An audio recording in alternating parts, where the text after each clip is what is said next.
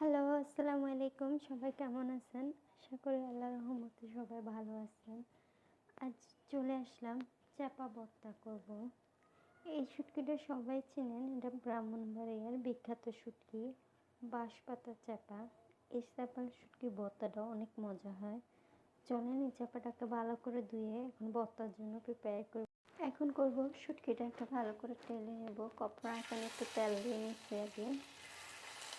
এই শুটকি ভর্তাটাও অনেক মজা খেতে।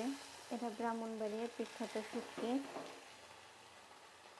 এভাবে শুটকি ভর্তা করে খেয়ে দেখবেন। এই শুটকিটা ভুনাও খুবই মজা লাগে, এভাবে ভর্তা করলেও এটা মজা লাগে। এক একজনের রুচি এক এক রকম। এটা একমাত্র যারা ভর্তা লাভার তাদেরই এটা খুবই ভালো লাগবে, যারা শুটকি খেতে খুবই পছন্দ করে। আর যারা শুটকি খায় না তাদের কাছে এটা অনেক বেশি গন্ধ লাগবে। যেহেতু শুটকিটাতে গন্ধ আছে ভালোই, কিন্তু এই শুটকিটা খেতে অনেক মজা। এটা ব্রাহ্মণবাড়িয়ার শুটকি, বাঁশপাতা শুটকি বলে এটাকে। এই শুটকিটা খেতে অনেক টেস্টি, ভুনা করলে অনেক মজা লাগে রসুন বেশি করে দিয়ে। আমার শুটকি ভাজা শেষ, এখন এটাকে পাটায় পিষবো। এইভাবে ভর্তা বানালে খেতে মজা হয়। মরিচটা চুলা নিচে দিয়ে নেবেন আগে।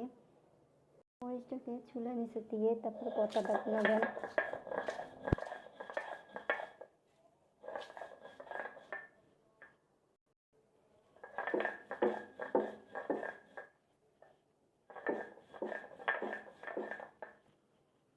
শুটকিটা দিয়ে বাটা দিয়ে দিচ্ছি।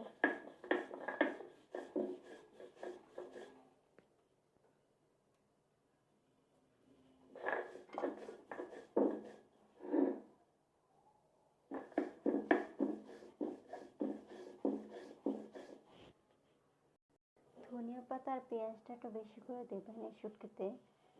এটা বিলাতি ধনিয়া পাতা, বড় ধনিয়া পাতাটা দিলে খুব মজা লাগে। বিশেষ করে এটা কাঁঠালের বিচিতে দিলে আরও বেশি ভালো লাগে।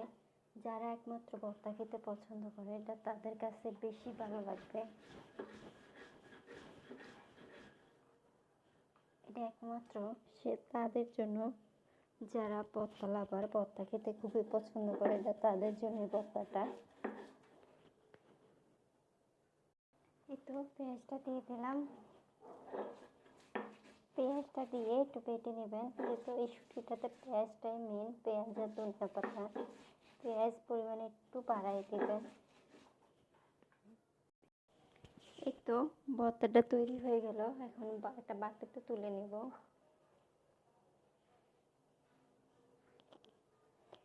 যারা ভর্তা খেতে পছন্দ করে একমাত্র তাদের কাছে বেশি ভালো লাগবে। তবে অবশ্যই ধনিয়া পাতা আর পেঁয়াজটা বাড়াই দিবেন। পেঁয়াজ যে কোনো ভর্তাতেই একটু পেঁয়াজটা বাড়াই দিতে হয়, তাহলে ভর্তা খেতে মজা হয়। এখানে ভিডিওটা শেষ করছি। আসসালামু আলাইকুম।